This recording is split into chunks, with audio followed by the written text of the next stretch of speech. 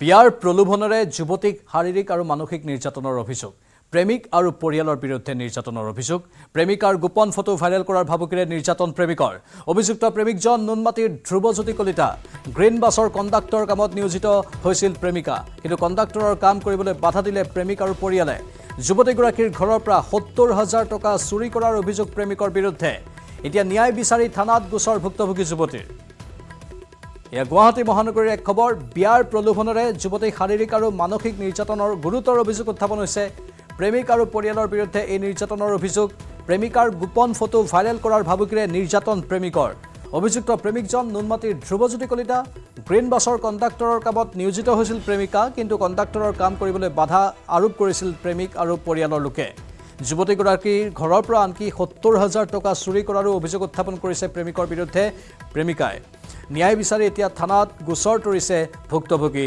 যুৱতীগৰাকীয়ে ধ্ৰুৱজ্যোতি কলিতা আৰু তেখেতে মোৰ লগত আগষ্ট মাহৰ ৪ তাৰিখৰ পৰা আছিল সিহঁতৰ ঘৰৰ মানে নুনমাটি থানাত কেছো দিছিল মোৰ ওপৰত যে ল'ৰাজন লৈ যাবৰ কাৰণে তেতিয়া মই তাক কৈছিলোঁ তুমি কেছ দিয়া দৰকাৰ নাই তুমি ঘৰত যোৱা বুলি কৈছিলোঁ সি তেতিয়াও নক'লে ঘৰৰ মানুহলৈ কাজিয়া কৰি আহি মোৰ লগত আছিল সি মাজে মাজে মোক টকাৰ কাৰণে ডিমাণ্ড কৰে মোৰ পৰা সিদিনাখনে বহুতখিনি পইচাও লৈ গৈছে আৰু ডিমাণ্ড কৰি পেলাই সি মোক মাৰধৰ কৰি বহুতখিনি গলত টেপা মাৰি ধৰি মাথাত মাৰি বহুতখিনি মোক হাম্পাৰ কৰি আছিল সি তথাপিতো ভাল পাইছিলোঁ যাতে সি মোক আঙুলি কাটি তেজো দিছিল আৰু তেনেকৈ মেইনলি সি মোক মোৰ কামটোক লৈ পেলাই সিহঁতৰ ফেমিলি আৰু সি সুখী হোৱা নাছিল সদায় মোক ধমকি দি থৈ আহিছিল মোৰ কামটোৰ কাৰণে আমাৰ সাংবাদিক বিৰিঞ্চি ডেকা আছে ফোন লাইনত বিৰিঞ্চি অধিক তথ্য বিচাৰিছোঁ এই সমগ্ৰ ঘটনা সন্দৰ্ভত এতিয়া আৰক্ষীৰ কেনেধৰণৰ স্থিতি বিৰিঞ্চি পুনৰ সংযোগ স্থাপন কৰিম সংযোগ বিচ্ছিন্ন হৈছে আৰু ঘটনা সন্দৰ্ভত আমি আপোনালোকক জনালোঁ যে এজন প্ৰেমিকৰ বিৰুদ্ধে গুৰুতৰ অভিযোগ উত্থাপন কৰিছে প্ৰেমিকাই ইতিমধ্যেই থানাত এজাহাৰো দাখিল কৰা হৈছে বিয়াৰ প্ৰলোভন দিছিল আৰু বিয়াৰ প্ৰলোভনেৰে যুৱতীগৰাকীক শাৰীৰিক লগতে মানসিক নিৰ্যাতন কৰাৰ অভিযোগ উত্থাপন কৰিছে প্ৰেমিকাই গ্ৰীণ বাছৰ কণ্ডাক্টৰৰ কাম কৰিছিল আত্মসংস্থাপন লাভ কৰিবলৈ চেষ্টা কৰিছিল যুৱতীগৰাকীয়ে কিন্তু সেই কামতো বাধা আৰোপ কৰিছিল প্ৰেমিক ধ্ৰুৱজ্যোতি কলিতা আৰু তেওঁৰ পৰিয়ালৰ সদস্যই এই মন্তব্যও প্ৰদান কৰিছিল যুৱতীগৰাকীয়ে আমাৰ সাংবাদিকৰ সন্মুখত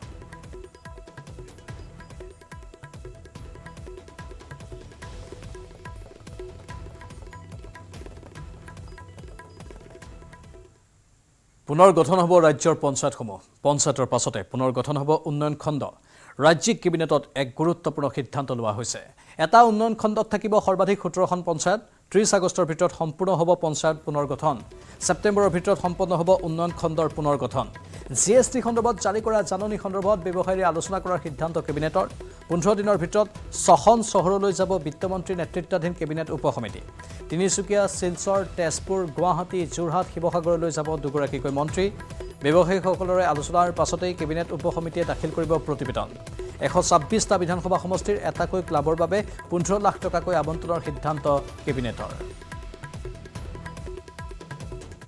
খেল মহাৰণত আমি এটা বৃহৎ প্ৰাপ্তি জন ভাগিদাৰী এক বহু সংখ্যক লোকৰ অংশগ্ৰহণ জৰিয়তে আমি খেলক বহুখিনি আগুৱাই ল'ব পাৰিলোঁ আৰু সেই সময়তে আমাৰ ওপৰত প্ৰতিবেদন আহিছিল যে খেলৰ ইকুইপমেণ্টছ আমাৰ প্ৰতিটো সমষ্টিত প্ৰতিখন জিলাত যথেষ্ট প্ৰয়োজন সেইকাৰণে আজি যোৱা বাজেটত ঘোষণা কৰা অনুসৰি প্ৰতিটো সমষ্টিত ১২৬টা বিধানসভা সমষ্টিত খেলৰ মান উন্নত কৰাৰ কাৰণে একোটাকৈ ইউথ ক্লাব তেওঁলোকৰ জৰিয়তে ইউথ ক্লাবক চৰকাৰে তাত ১৫ লাখকৈ টকা ব্যয় কৰাৰ কাৰণে সিদ্ধান্ত লৈছে দ্বিতীয়তে ইতিমধ্যে পঞ্চায়ত নিৰ্বাচনৰ সময়সূচী যোৱা কেবিনেটৰ সিদ্ধান্ত অনুযায়ী ঘোষণা কৰা হৈছিলে পঞ্চায়ত নিৰ্বাচনৰ প্ৰস্তুতি আমাৰ আৰম্ভ হৈছে কিন্তু এইবাৰৰ পঞ্চায়ত নিৰ্বাচনৰ আগত আমাৰ এটা কৰিবলগীয়া কাম আছে সেই কৰিবলগীয়া কামটো হ'ল ডিলিমিটেশ্যন যিহেতু বিধানসভা লোকসভা সমষ্টিবিলাকৰ ডিলিমিটেশ্যন হৈ গৈছে এতেকে এতিয়া গাঁও পঞ্চায়ত আৰু ব্লকসমূহৰো এটা ডিলিমিটেশ্যন পুনৰ গঠন কৰাৰ প্ৰক্ৰিয়াৰ সম্পৰ্কে আজি কেবিনেটে সিদ্ধান্ত গ্ৰহণ কৰে শিলাদিত্য চেতিয়াৰ মৃত্যুক লৈ এতিয়াও মৰ্মাহত ৰাজ্যবাসী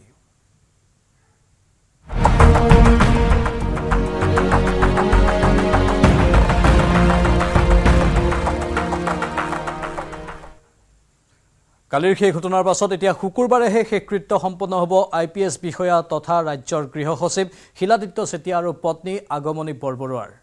আয়াৰলেণ্ডত থকা ভগ্নী অহাৰ পিছতহে শেষকৃত্য সম্পন্ন কৰা হ'ব দুয়োৰে। শেষকৃত্যৰ বাবে অসম আৰক্ষীয়ে সকলো প্ৰস্তুতি চলাইছিল যদিও অৱশেষত স্থগিত ৰাখে শেষকৃত্যৰ কাম। শুকুৰবাৰলৈ নেমকেয়াৰ হস্পিটেলতে ৰখা হ'ব দুয়োৰে নশ্বৰ দেহ। নেমকেয়াৰ হস্পিটেলৰ মুৰব্বী ডক্টৰ হিতেশ বৰুৱাক সাক্ষাৎ কৰি এই কথা জনালে গুৱাহাটীত থকা পৰিয়ালে।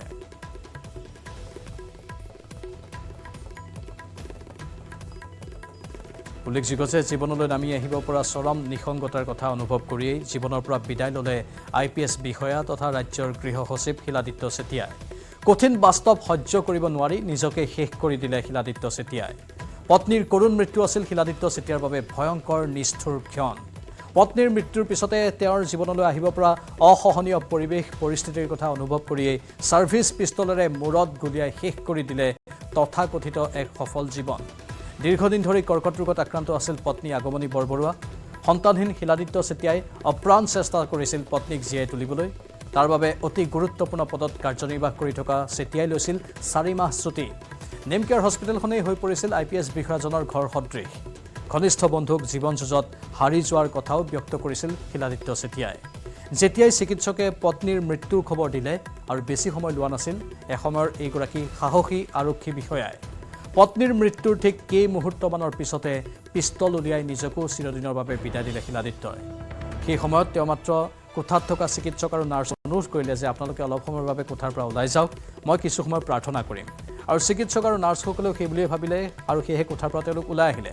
কিন্তু কোনেও তলকিব নোৱাৰাকৈ লগত নিয়া ছাৰ্ভিচ পিষ্টলেৰে নিজৰ মূৰত গুলিয়াই সেই মুহূৰ্ততে আত্মহত্যাৰ পথ বাছি ল'লে শিলাদিত্য চেতিয়াই। জবনিকা পৰিল এটা পৰিয়ালৰ যাত্ৰা। অন্ত পৰিল জীৱনৰ দুখ যন্ত্ৰণা আৰু নিসংগতাৰ অসহনীয় সময়।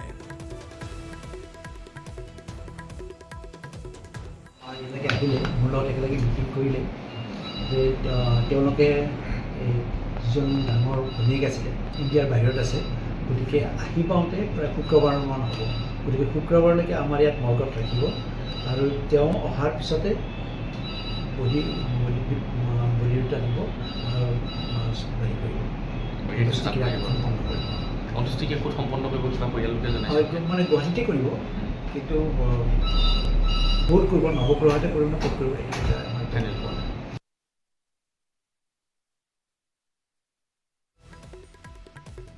এই আত্মহত্যাৰ ঘটনাটো স্বাভাৱিকতে মৰ্মাহত হৈ পৰিছে বহুজন। ৰাজ্যৰ গৃহ আৰু ৰাজনৈতিক সচিব হিচাপে দায়িত্ব সুন্দৰভাৱে পালন কৰি গৈছিল চেতিয়াই। পত্নীৰ মৃত্যুত অতি মৰ্মাহত হৈ আত্মহত্যা কৰিলে গৃহ সচিবগৰাকীয়ে। মূৰত গুলিয়াই আত্মহত্যা কৰিলে শিলাদিত্য চেতিয়াই। এই কৰুণ বাস্তৱক তেওঁ সহ্য কৰিব নোৱাৰিলে। এতিয়া চেতিয়াৰ মৃতদেহ আৰু তেওঁৰ পত্নীৰ মৃতদেহ ব্যক্তিগত খণ্ডৰ চিকিৎসালয়খনতে ৰখা হৈছে। যিহেতু শুকুৰবাৰেহে আয়াৰলেণ্ডৰ পৰা গুৱাহাটীত উপস্থিত হ'ব শিলাদিত্য চেতিয়াৰ ভগ্নী, দুয়োৰে শেষকৃত্য আজিয়েই কৰা হ'ব নে শুকুৰবাৰলৈ ৰ'ব, সেই সন্দৰ্ভত ইতিমধ্যে সিদ্ধান্ত লোৱা হৈছে যে শুকুৰবাৰে কৰা হ'ব। কাৰণ ইতিমধ্যেই পৰিয়ালৰ আন সকলো সদস্যই চিকিৎসকৰ সৈতে কথা পাতিলে বা হস্পিটেলখনৰ মুৰব্বীৰ সৈতে কথা পাতিলে। তাৰ পাছত তেওঁলোকে সিদ্ধান্ত ল'লে যে ভগ্নী আহি পোৱাৰ পাছতহে শুকুৰবাৰে শেষকৃত্য সম্পন্ন হ'ব। বিগত 4 মাহে ছুটীত আছিল শিলাদিত্য চেতিয়া। 2005 চনত ইংৰাজী বিভাগৰ প্ৰবক্তা হিচাপেও তেওঁ দায়িত্ব পালন কৰিছিল। 2009 বেটছৰ IPS শিলাদিত্য চেতিয়া। কেইবাখনো জিলাৰ আৰক্ষী অধীক্ষকৰ দায়িত্বটো তেওঁ আছিল আৰু সেই দায়িত্ববোৰ তেওঁ সুন্দৰভাৱে পালনো কৰিছিল। শিলাদিত্য চেতিয়া 4th APBNৰো কমাণ্ডেণ্ট হিচাপে দায়িত্ব পালন কৰিছিল। DIG হৈ থাকোঁতেই গৃহ সচিব হিচাপে তেওঁক বদলি কৰা হৈছিল।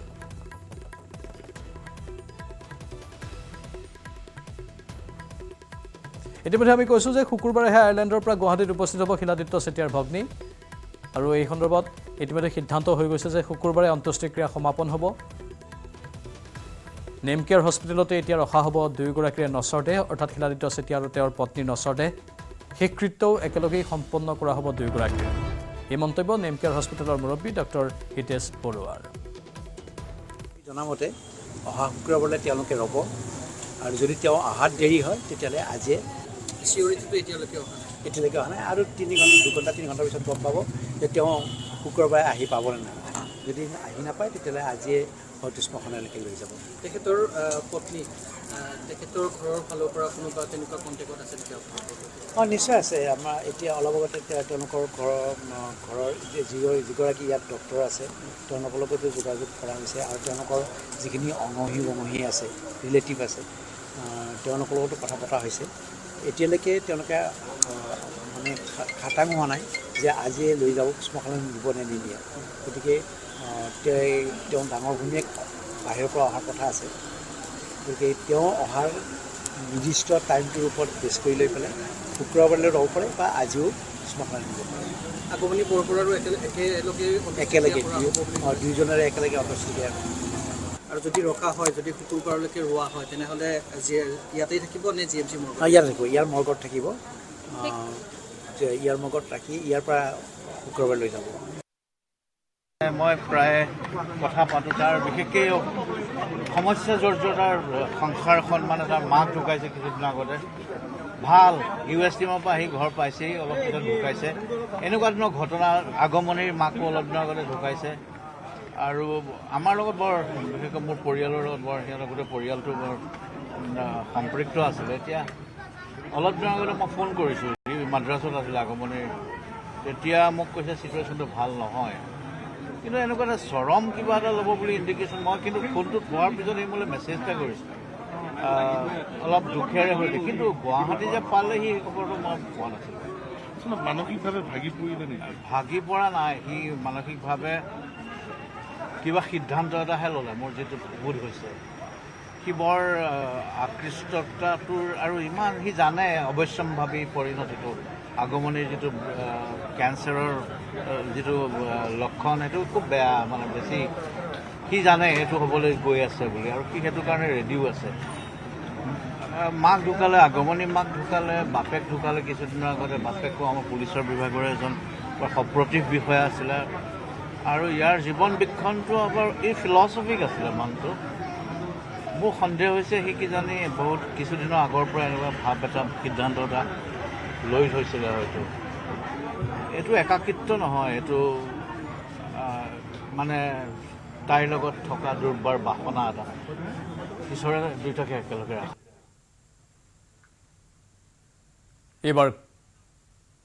এইবাৰ খবৰ ৰাজ্যৰ ভয়ংকৰ বান পৰিস্থিতিৰ।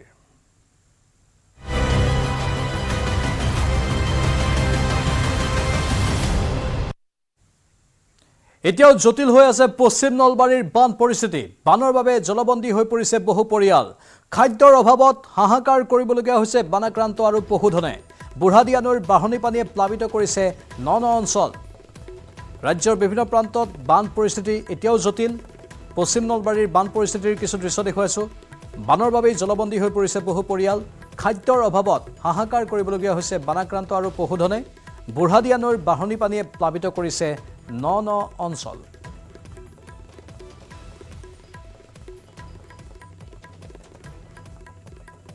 ইফালে ৰঙিয়াত বৰলীয়া নৈৰ বাঢ়নী পানীৰ তাণ্ডৱ দেখা গৈছে। জলমগ্ন হৈ পৰিছে বিস্তীৰ্ণ অঞ্চল।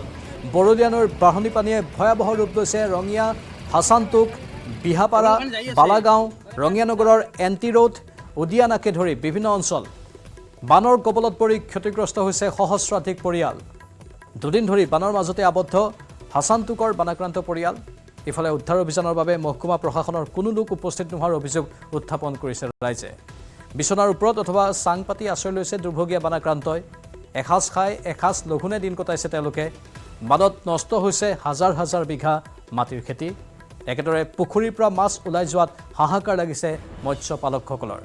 পশু খাদ্যৰো অভাৱ হোৱাত পোহনীয়া জন্তুক লৈ চিন্তিত হৈ পৰিছে বন্যাৰ্ত। বানত দুৰ্ভোগ ভুগি থকা ৰাইজে বৰ্তমানলৈকে লাভ কৰা নাই কোনো বান সাহায্য। এককাল পানীৰ মাজেৰে ওলাই আহিবলগীয়া হৈছে শিশু, মহিলা। সম্প্ৰতি প্ৰায় 250টা পৰিয়াল জলবন্দী হৈ থাকিবলগীয়া হৈছে এক হাহাকাৰ অৱস্থা তেওঁলোকৰ মাজত। 7টা বজাৰ পৰা পানীটো অকস্মাত উঠি গৈছে, বাঢ়ি গৈছে এতিয়া গেলি পানীটো বাঢ়ি আছে।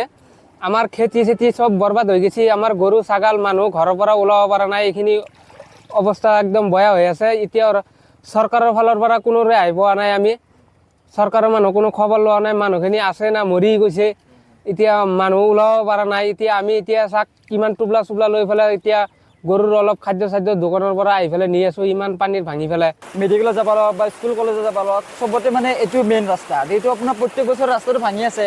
মানে যাতায়াতৰ মানে মেইন প্ৰব্লেম যাতায়াতৰ। তাৰপিছত আপোনাৰ ধৰক গৰু ছাগলী বা খেতি পথাৰ বা পুখুৰী বহুত সমস্যা। আৰু এতিয়া আমি মানে এইটো অনুৰোধ আৰু যাতে আমাৰ অতি শীঘ্ৰে মানে ৰাস্তাটো মানে এতিয়া আপোনাৰ ৰাস্তাটো বনালে নহ'ব, মানে এটা দলঙৰ এটা ব্যৱস্থা কৰিব লাগিব আৰু এইটো। আনফালে ভূটান পাহাৰৰ পৰা নামি অহা নোৱা নৈৰ বাঢ়নী পানীয়ে বুৰাই পেলালে মঙলদৈ ভুটিয়াচাং পথকে ধৰি বহুকেইখন গাঁও। বাঢ়নী পানী হুৰা হুৰে সোমাব ধৰিছে গাঁওসমূহত, যাৰ ফলত ঘৰৰ ভিতৰৰ পৰা কোনো সামগ্ৰীকে উলিয়াব পৰা নাই ৰাইজে। ঘৰৰ পশুধনকে ধৰি খাদ্য সামগ্ৰী আদি উলিয়াব নোৱাৰিলে বানাক্ৰান্ত হয়। বহু পৰিয়ালে পথৰ ওপৰত অৱস্থান গ্ৰহণ কৰে। বানত প্লাবিত হৈছে হাবিভাঙা, শিংৰিমাৰী, নাপ্তিপাৰা, নিজ কলাই গাঁও, লগতে কটচক, গৰুবান্ধা গাঁও। অধিক জনাব আমাৰ সাংবাদিক ৰিপুঞ্জয় নাথে। ভূটান পাহাৰৰ পৰা বাঢ়ি অহা নোৱা নৈৰ যি বাঢ়নী পানী, নোৱা নৈৰ বাঢ়নী পানীয়ে সম্পূৰ্ণ কলাইগাঁও চহৰ বুৰাই পেলালে। মোৰ কেমেৰা সহযোগে দেখিছে এই দৃশ্য হৈছে মঙলদৈ ভুটিয়াচাং পথৰ দৃশ্য। আৰু মঙলদৈ ভুটিয়াচাং পথৰ বিভিন্ন স্থানত কটচকৰ পৰা আৰম্ভ কৰি গৰুবান্ধালৈকে আচলতে সকলো এই পথছোৱা সম্পূৰ্ণ বুৰাই পেলালে। প্ৰায় 2 ঘণ্টা ধৰি এইদৰে আচলতে পানীৰ আতংক আৰম্ভ হৈছে 2 ঘণ্টা আগৰ পৰা। আৰু এটা কথা ক'ব লাগিব যে যি নোৱা নৈৰ যি বাঢ়নী পানী ভূটান পাহাৰৰ পৰা নামি অহা, সেই বাঢ়নী পানীয়ে কলাইগাঁৱৰ যি চিঙৰিমাৰীৰ পৰা আৰম্ভ কৰি যি হাবিভাঙা, কটচক আদি সম্পূৰ্ণ অঞ্চলৰ যি ৰাইজ আছিলে সকলো যি ঘৰসমূহ মোৰ কেমেৰা সহযোগ দেখুৱাবলৈ অনুৰোধ জনাইছোঁ, সেই ঘৰসমূহ সম্পূৰ্ণৰূপে বুৰাই পেলাইছে। আৰু এই ঘৰ মোৰ কেমেৰা সহযোগে দেখুৱাইছে কিদৰে আচলতে ঘৰৰ মাজভাগলৈকে পানী সোমাইছে, আৰু যাৰ ফলত এই যিসমূহ লোক আছে তেওঁলোকৰ পশুধন আছে, সেই পশুধনসমূহ অন্য স্থানলৈ স্থানান্তৰিত কৰিব পৰা নাই, ভিতৰতে আছে। আৰু বহু পশুধন ইতিমধ্যে চাং পাতি ঘৰৰ ভিতৰত থ'ব লগা হৈছে। মোৰ লগত কিছু স্থানীয় লোক আছে, তেওঁলোকৰ পৰা মই পোনে পোনে জানিবলৈ চেষ্টা কৰিম। পানী কেতিয়াৰ পৰা আহিছে দাদা? পানী 3 ঘণ্টামান হ'ল। 3 ঘণ্টামান হ'ল। এতিয়া কি কৰিছে মানুহবিলাক? কি ক'ত আছে মানুহবিলাক? ৰাস্তা ওলাই আছে চব। গৰু ছাগলীবিলাক ক'ত আছে? গৰু ছাগলীবিলাক পানীৰ ওপৰতে আছে, পানীৰ ওপৰতে ৰাখিব জেগাই নাই। পানী এতিয়া বাঢ়ি আছে নে কমি আছে? বাঢ়ি আছে, পানী বাঢ়ি আছে, বহুত বাঢ়িছে পানী। এনেকৈ বাঢ়ি থাকিলে মানুহবিলাক ক'ত যাব? এতিয়া সেইটোৱে চিন্তা হৈছে মানুহবিলাকৰ, কি কৰা যায়, উপায় নাই এতিয়া। মানে 2 ঘণ্টাৰ ভিতৰত সম্পূৰ্ণ জলমগ্ন হৈ গ'ল। 2 ঘণ্টাতকৈ আৰু 2 ঘণ্টা লাগাই নাই, ইমান জোৰত আহিছে পানী। পানী বাঢ়ি আছে, বাঢ়ি আছে, পানী বাঢ়ি আছে। কেইখনমান গাঁও এতিয়ালৈকে প্লাবিত হ'ল? 6-7খনমান গাঁও। কি কি গাঁও? হাবিভাঙা, চিংৰামাৰী, ইফালে আপোনাৰ এই কি গাঁও এইখানে, ইফালে নাক্তিপাৰা, এইবিলাক গোটাই চব। আপোনাৰ ঘৰত পানী উঠিছে? মোৰ ঘৰৰ ৰাস্তাত উঠিছে, ভিতৰত সোমোৱা নাই আৰু ৰাস্তাত উঠিছে। ভিতৰত ঘৰতো সোমোৱা নাই, সোমাব আৰু অলপমান। দাদা কি হৈছে? পানী কিমান হৈছে? পানী বহুত হৈছে। এই কি কাৰণত পানীটো হোৱা বুলি ভাবে? আমাৰ উত্তৰৰ ফালে গৰুবান্ধাৰ উত্তৰৰ ফালে যিখিনি হৈছে সেইখিনি হৈছে দলংখনত পানী লাগিছে। দলংখন বনাই থকা অৱস্থাত আমি কৈছিলোঁ, কিন্তু ঠিকাদাৰে ক'লে যে আগতে চেংচন হৈয়ে গ'ল, আমি সেইমতেহে বনাব পাৰিম, আমি ঠিকাদাৰহে। ইঞ্জিনিয়াৰে এইটো যি কৰিছে আমি সেইমতে পাৰোঁ। এতিয়া সেই ইঞ্জিনিয়াৰৰ মূৰত মাল নহা ইঞ্জিনিয়াৰ কাৰণে আজি কি হৈছে, দক্ষিণ অঞ্চল গোটেই ৰাস্তা বুৰি গৈছে। হাবি বন চব লাগি গৈছে দলঙত। দলঙত হাবি লাগাই নাই, এতিয়া পানীয়ে লাগিছে, হাবি লগা নাই। পানী দলংখন উঠি যাব পাৰে নেকি? দলংখন হয়তো ইয়াতকৈ বেছি হ'লে যাবও পাৰে, কিন্তু এতিয়া দলঙৰ সিফালেও হেৰি হৈছে, এই পানী হৈছে, সিফালেও এতিয়া এই আমাৰ গৰুবান্ধা চকৰ শ্মশানৰ সন্মুখত সেই লাইটৰ পোষ্ট এতিয়া পৰ অৱস্থা, এই পানীয়ে পূবৰ ফালে হিৰ কৰি পৰি আছে। এতিয়া মূল আমাৰ সমস্যা হ'ল এই দলংখন চাপৰ হোৱাটো। দলংখন চাপৰ হোৱা ঘৰত পানী উঠিছে? মোৰ ঘৰত উঠা নাই, কিন্তু বস্তিত উঠিছে। পানীটো বাঢ়ি আছে? পানী বাঢ়ি আছে। আৰু আপোনাৰ ঘৰত পানী উঠিছে? আমাৰ ঘৰত পানী উঠা নাই, কিন্তু চাইডেদি গৈছে পানী। এতিয়া এনেকৈ বাঢ়ি থাকিলে উঠি যাব? উঠি যাব। আপোনাৰ ঘৰত উঠিছে নি পানী? পানী এতিয়া গৰু ছাগলীবিলাক ক'ত আছে? গৰু ছাগলী চব ঘৰৰ ভিতৰতে আছে, পানীৰ মাজতে আছে। এতিয়া পানী বাঢ়ি আছে নে কমি আছে? বাঢ়িয়ে আছে বৰ্তমান। কমাৰতো সম্ভাৱনা নাই এতিয়ালৈকে, বৰ্তমান সম্ভাৱনা নাই। হয় এই দৃশ্য হৈছে প্ৰায় 7খনতকৈ অধিক ৰাজহ গাঁও ইতিমধ্যে প্লাবিত কৰি পেলালে মাত্ৰ 2 ঘণ্টাৰ ভিতৰত যি ভূটান পাহাৰৰ পৰা নামি আহিছিলে নোৰা নৈৰ বাঢ়নী পানী সেই বাঢ়নী পানীয়ে কি দুৰ্দশা কৰিলে ৰাইজৰ যি ভিতৰৰ যি আছিলে পশুধন আছিলে সেই পশুধনো ইতিমধ্যে ওলাব পৰা নাই আৰু যাৰ ফলত এইসকল লোক আতংকিত হৈ পৰিছে যিহেতু পানী ক্ৰমান্বয়ে বাঢ়ি আছে আৰু যিখন যে উডমাৰীৰ পৰা কলাইগাঁও সংযোগী যিটো পথৰ ওপৰত যিখন RCC ব্ৰিজ আছিলে আচলতে সেই ব্ৰিজখন টেকনিকেল যি অসুবিধা আছিলে চাপৰ কৰি দিয়াৰ বাবে আচলতে গোটেই পানীটো দলংখনত লাগি গৈছে আৰু লাগি যোৱাৰ ফলতে আচলতে সম্পূৰ্ণ যি উত্তৰ অঞ্চল আছিলে দলঙৰ পৰা উত্তৰ অঞ্চল সেই উত্তৰ অঞ্চল এতিয়া পানীৰে প্লাবিত হৈ পৰিছে মঙলৈ ভুটিয়াচাং পথ সম্পূৰ্ণৰূপে যি বানপানীৰ তলত থকা পৰিলক্ষিত হৈছে আৰু এইদৰে যদি পানী বাঢ়ি থাকে হয়তো পানীয়ে আৰু অধিক হাৰত বাঢ়ি গ'লে এই অঞ্চল সম্পূৰ্ণৰূপে বুঢ়াই পেলাব আৰু এইসকল লোক আতংকিত হৈ পৰিছে যিহেতু তেওঁলোকৰ পশুধন আছিলে সেই পশুধনসমূহ ওলাব নোৱাৰিলে আৰু যাৰ ফলত সেই পশুধনসমূহ এতিয়া ঘৰৰ ভিতৰতে থাকিব লগা হৈছে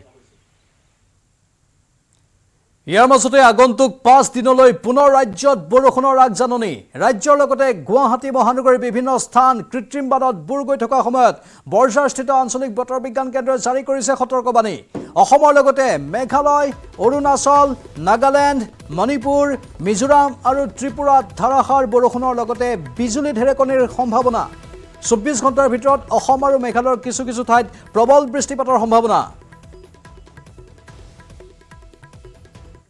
वेदर वार्निंग की बात करें तो डे 1 में हम लोग एक्सपेक्ट कर रहे हैं कि अरुणाचल प्रदेश असम मेघालय नागालैंड मणिपुर मिजोरम और त्रिपुरा के 1 या 2 स्थानों में थंडरस्टॉर्म लाइटनिंग होने की संभावना है साथ ही साथ ये भी एक्सपेक्ट कर रहे हैं कि असम और मेघालय के 1 या 2 स्थानों में heavy to very heavy with isolated extremely heavy rainfall day 2 की बात करें तो डे 2 में एक्सपेक्ट किया जा रहा है कि अरुणाचल प्रदेश असम मेघालय नागालैंड मणिपुर मिजोरम और त्रिपुरा के 1 या 2 स्थानों में थंडरस्टॉर्म लाइटनिंग हो सकती है साथ ही साथ ये भी एक्सपेक्ट कर रहे हैं कि अरुणाचल प्रदेश असम मेघालय के 1 या 2 स्थानों में heavy to very heavy rainfall होने की संभावना है और साथ ही साथ नागालैंड मणिपुर मिजोरम और त्रिपुरा के 1 या 2 स्थानों में हैवी रेनफॉल होने की संभावना है डे 3 में एक्सपेक्ट किया जा रहा है कि अरुणाचल प्रदेश असम मेघालय नागालैंड मणिपुर मिजोरम और त्रिपुरा के 1 या 2 स्थानों में थंडरस्टॉर्म लाइटनिंग हो सकती है और साथ ही साथ ये भी एक्सपेक्ट कर रहे हैं कि असम और मेघालय के 1 या 2 स्थानों में heavy to very heavy rainfall होने की संभावना है और अरुणाचल प्रदेश नागालैंड मणिपुर मिजोरम और त्रिपुरा के 1 या 2 स्थानों में हैवी रेनफॉल होने की संभावना है আৰু ইয়াৰ মাজতে কলিয়াবৰৰ বুঢ়া পাহাৰত বন্ধ হৈ পৰিছে ৰাষ্ট্ৰীয় ঘাইপথ গছ উভালি পৰাৰ বাবে বন্ধ 715 নম্বৰ ৰাষ্ট্ৰীয় ঘাইপথ বন্ধ হৈ পৰিছে উজনি নামনিৰ যাতায়াত ঘটনাস্থলীত উপস্থিত নগাঁও জিলা পৰিবহণ বিভাগ ৰাষ্ট্ৰীয় ঘাইপথটোত আবদ্ধ শতাধিক যান-বাহন নেৰানেপেৰা বৰষুণৰ বাবে প্ৰকাণ্ড গছ উভালি পৰিছে ৰাষ্ট্ৰীয় ঘাইপথত সেই স্থানৰ দৃশ্য দেখুৱাইছো আৰু ৰাষ্ট্ৰীয় ঘাইপথৰ মাজমজিয়াত গছ উভালি পৰাৰ ফলত যান-বাহনৰ চলাচল বন্ধ হৈ পৰিছে